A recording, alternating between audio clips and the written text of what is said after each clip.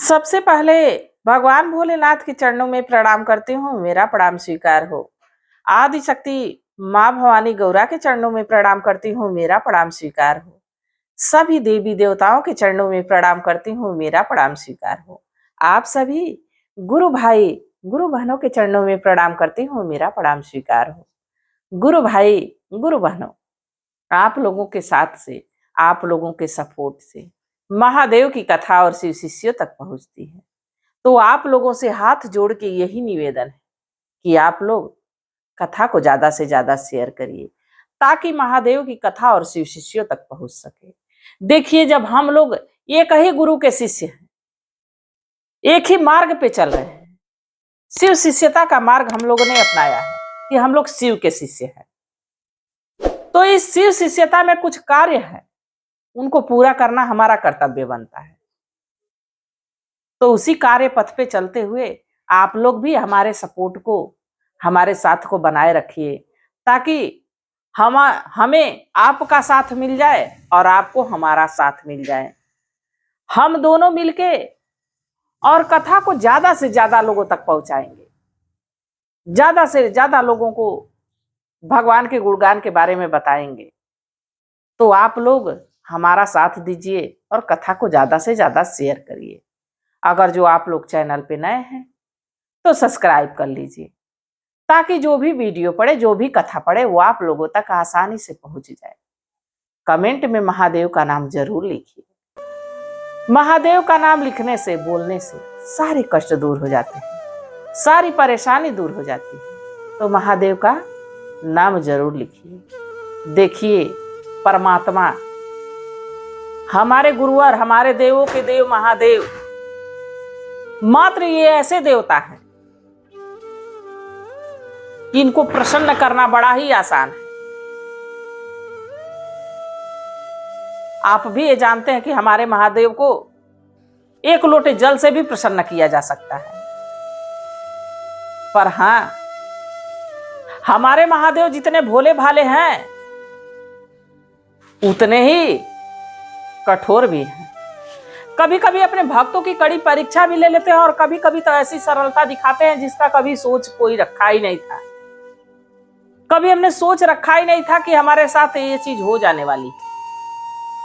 पर हमारे जीवन में ऐसे बदलाव होते हैं, ऐसा आनंद आता है, ऐसा ही सुख आता है, जिसकी अनुभूति तक हम नहीं किए रहते हैं। देखिए, परमात्मा परमात्मा कभी ना नाप कर देता है, ना तोल कर देता है। परमात्मा ना कभी नाप कर देता है, ना कभी तोल कर देता है। जब भी देता है, दिल खोल कर देता है। हमारे महादेव ऐसे हैं। उनके दर पे सच्चे हृदय से, सच्ची निष्ठा से अगर जो कोई पहुंच जाए और उन पे विश्वास बना ले, उन पे भरोसा बना ले, तो जो चीज वो दे देंगे, आपको रखने की जगह नहीं मिलेगी। ऐसे हैं हमारे महादेव। देखिए, कथा जब कोई भी चल रही हो, जब भगवान की कथा चलती है तो उसको पूरा सुन लिया जाता है। आधा अधूरा सुनने पे एक तो कोई ज्ञान नहीं मिलेगा और दूसरा महादेव का अपमान होगा। और आपको बार बार ये दिमाग में चलता रहेगा, वो कहानी देखे थे, वो कथा सुने थे, तो कुछ अधूरापन है को पूरा सुने नहीं थे। तो इस मन के खटक को क्यों ऐसे रखना, इसको पूरा सुनना चाहिए। तो इसी पे आधारित आज की कथा है। कथा को अंत तक सुनिए। देखिए, एक महात्मा जी थे। महात्मा जी महादेव के परम भक्त थे, परम शिष्य थे। और महात्मा जी का यह कार्य था कि लोगों को कथा सुनाते थे, भगवान के महिमा का गुणगान सुनाते थे, महिमा बताते थे, लोगों को भगवान के चरण में आने के लिए प्रेरित करते थे। देखिए, जिसके पास ज्ञान, बिना गुरु के ज्ञान नहीं होता है। कहता है ना गुरु से कि गुरुवर, आपके चरणों की अगर जो धूल थोड़ी सी मिल जाए तो भी जीवन संवर जाता है। तो वो जो महात्मा जी थे वो गांव गांव जाके कथा सुनाया करते थे। कभी किसी गांव में 4-5 दिन रहते, कभी किसी गांव में 4-5 दिन, हफ्ते भर रहते। ऐसे करके वो कथा सुनाते रहते थे। एक बार एक गांव में गए कथा सुनाने।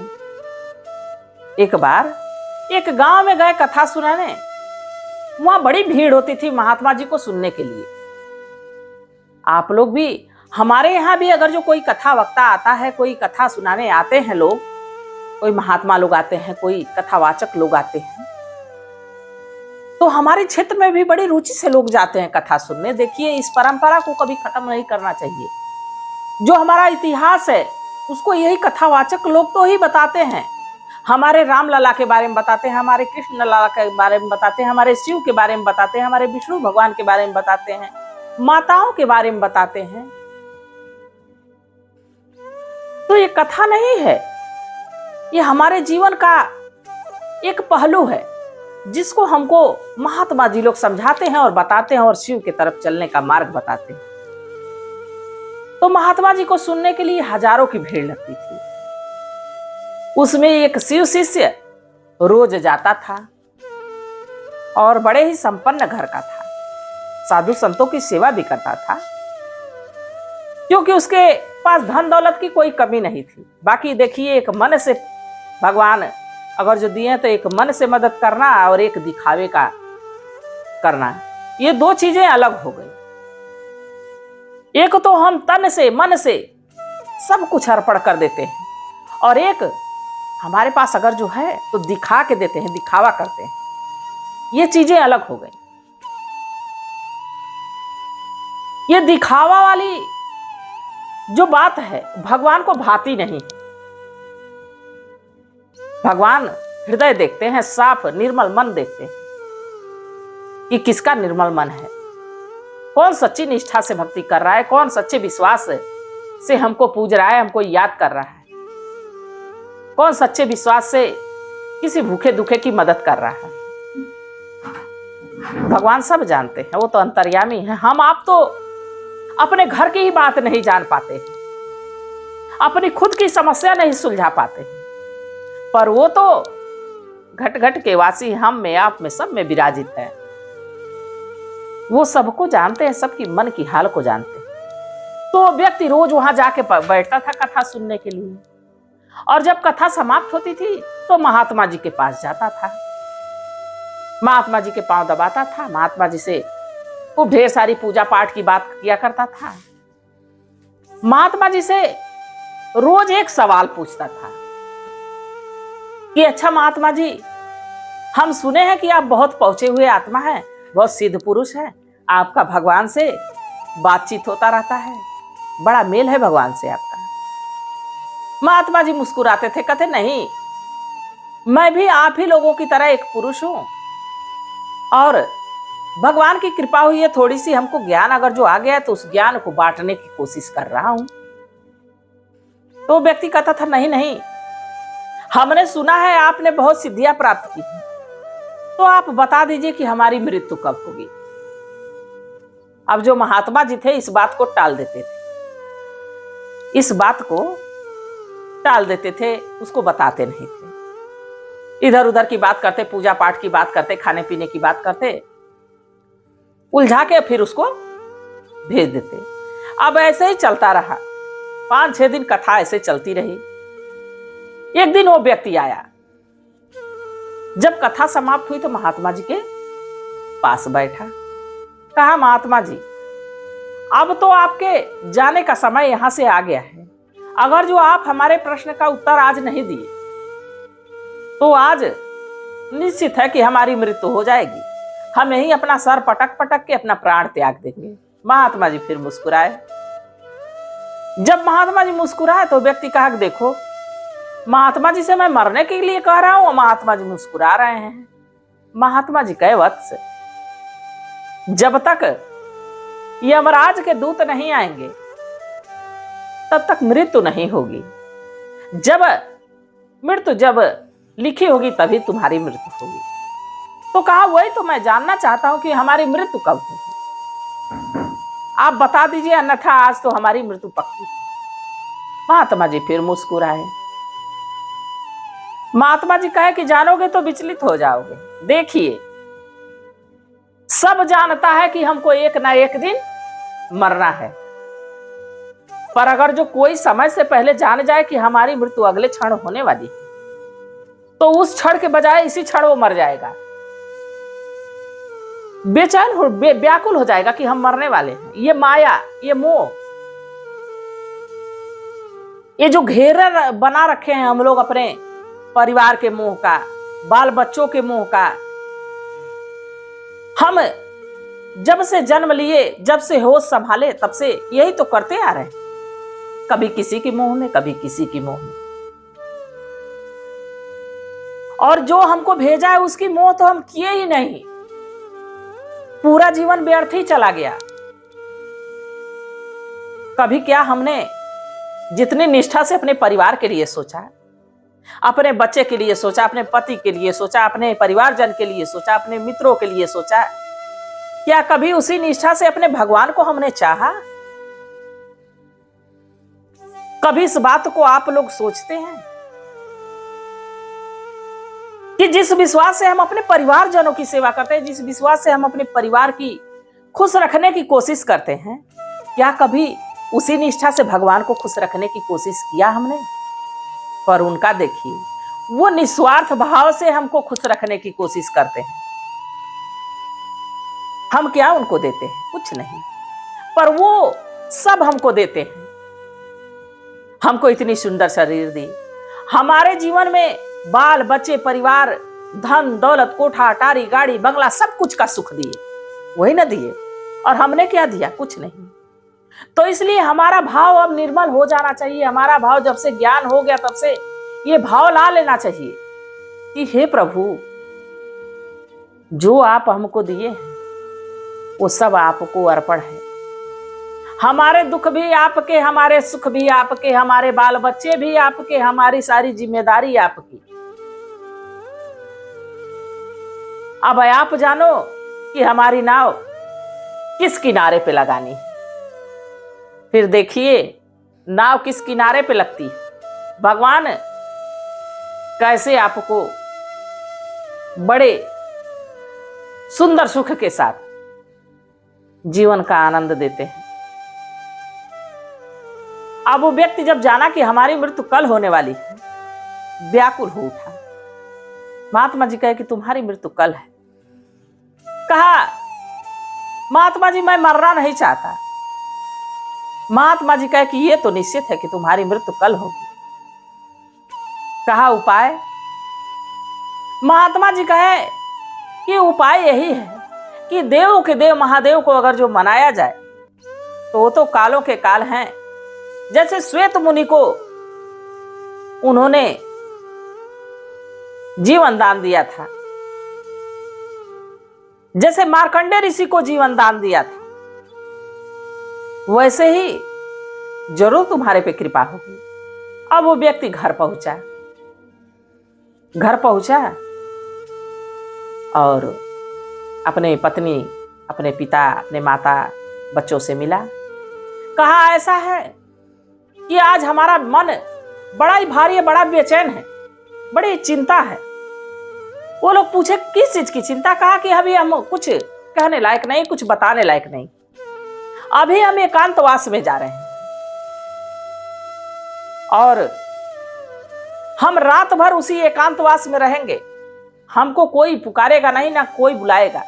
और अगर जो कल मैं उस एकांतवास से वापस नहीं आता हूं तो दरवाजा तोड़ के हमको निकाल लिया जाएगा। अब ये बात किसी का परिवार जानेगा, किसी की पत्नी जानेगी, किसी के बच्चे जानेंगे तो भाई चिंता की बात है, ये चिंतित हो जाएंगे। सभी लोग चिंतित उसकी बात से कि लग रहा है कि कोई भारी परेशानी सता रही। अब वो व्यक्ति एकांतवास में चला गया। देखिए, एकांतवास में तो चला गया, एक बड़ा ही सुंदर भाव, बड़ा ही सुंदर भगवान के प्रति कुछ शब्द हैं।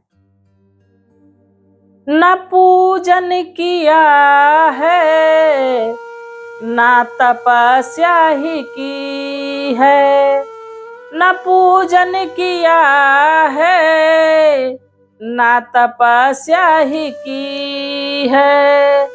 भरोसे तेरी चल रही जिंदगी है, न पूजन किया है, न तपस्या ही की है। न पूजन किया है, तपस्या ही की है। तेरे भरोसे प्रभु जी, तेरे भरोसे प्रभु जी, चल रही जिंदगी है। न पूजन किया है, न तपस्या ही की है। अब वो व्यक्ति एकांतवास में गया और भगवान को याद करने लगा, नमः शिवाय का जाप करने लगा। और उस दिन उसका मन इतना निर्मल हो गया था, इतना शीतल हो गया था। किसी चीज की ना धन की मोह थी, ना दौलत की मोह थी, ना माता पिता की मोह थी, ना बाल बच्चों की मोह थी, ना सबसे प्रिय पत्नी की मोह थी। किसी की मोह नहीं थी। सिर्फ किसका? बस अपने लास्ट क्षणों में, अपने अंतिम क्षणों में सिर्फ भगवान को याद कर रहा था। अब वो मान लिया था कि कल तो हमको जाना है, तो जो हमारे क्षण बचे हैं, जो परमपिता हमको इस जग में भेजे हैं, अब उनकी बंदगी कर लो, उनकी अर्चना कर लो, उनकी वंदना कर लो। अब उनको ही रिझा लो, उनको ही मना लो। भगवन रिझेला रिझावेला कवने गुणवा से, भगवन रिझेला रिझावेला कवने गुणवा से, कवने गुणवा से हो, कवने गुणवा से भगवन रिझेला रिझावेला कवने गुणवा से। भगवान की बंदगी अगर जो इंसान सच्चे हृदय से कर दे, तो सच कहती हूं, वो शिव कृपा से कभी दूर नहीं हो सकता है। उस पे शिव की ऐसी कृपा हो जाएगी, भगवान की ऐसी कृपा हो जाएगी कि उसका नाम अमर हो जाएगा सदा के लिए। अब वो व्यक्ति सच्चे हृदय से भगवान को याद करता रहा। अब देखिए उसकी नमः शिवाय का जाप जो है महादेव तक पहुंचता रहा, भगवान भोलेनाथ तक पहुंचता रहा। अब गुरु भाई गुरु बहनों, अगला दिन जब आया तो मरा नहीं। सुबह से शाम हो गई, दरवाजा खोला, सारे परिवारजन चिंतित हैं, इधर उधर बैठे हैं। देखे कि एकांतवास से बाहर आ गया, सभी लोग प्रसन्न के ठीक ठाक है। ये तो कहा था कि अगर जो मैं नहीं निकलूं तो दरवाजा तोड़ लेना। अब हम लोग दरवाजा तोड़ने ही वाले थे कि ये बाहर आ गया। वो कुछ अपने परिवारजन से बोला नहीं, सीधे कहां पहुंचा? महात्मा जी के पास। महात्मा जी के पास पहुंच के कहा, महात्मा जी आपने तो कहा था कि कल हमारी तड़के मृत्यु हो जाएगी और मैं तो अभी जीवित हूं। महात्मा जी फिर मुस्कुराए। वो व्यक्ति कहा कि देखो महात्मा जी, फिर मुस्कुराए, आप कुछ राज है तो बता दो। महात्मा जी कहे कि कोई राज नहीं है, ये सब प्रभु की लीला है, प्रभु का चमत्कार है। तुम अपने अंतिम क्षणों में भगवान को याद किया तो भगवान कभी अपने भक्तों पे विपत्ति नहीं आने देते हो। तो कालों के काल है, महाकाल है, भूतों के भूत है, देवों के देव हैं, गुरुओं के गुरु हैं। उनकी शरण में जो चला जाता है उसका बाल बाका नहीं होता है। तो देखिए गुरु भाई गुरु बहनों, भगवान ने कैसी कैसी लीला रचते रहते हैं, भगवान कैसे कैसे अपने भक्तों की मदद करते रहते हैं। उस दिन से उस व्यक्ति को भगवान पे इतना भरोसा हो गया, कहा ये सब कुछ मोह माया है, सब कुछ व्यर्थ है, और वो शिव की ओर चल पड़ा, शिव की खोज में चल पड़ा। ऐसा नहीं कि हम परिवार को छोड़ के ही शिव को पाएंगे, परिवार में रह के भी शिव को हम पा सकते हैं। अपने गृहस्थ जीवन को बिताते हुए भगवान को पा सकते हैं।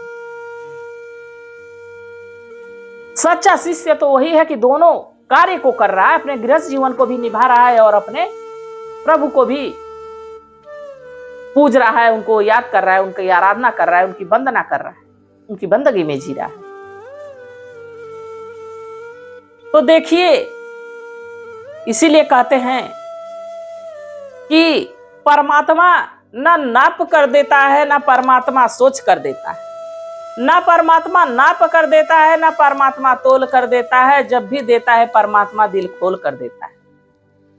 परमात्मा ने तो उसका जीवन दान ही उसको दे दिया, और उस दिन से वो व्यक्ति इतना निष्ठावान हो गया, इतना भरोसेमंद हो गया कि भगवान से भरोसा उसका कभी उठा ही नहीं। तो गुरु भाई गुरु बहनों, विश्वास और भरोसा भगवान पे सदा बनाना चाहिए।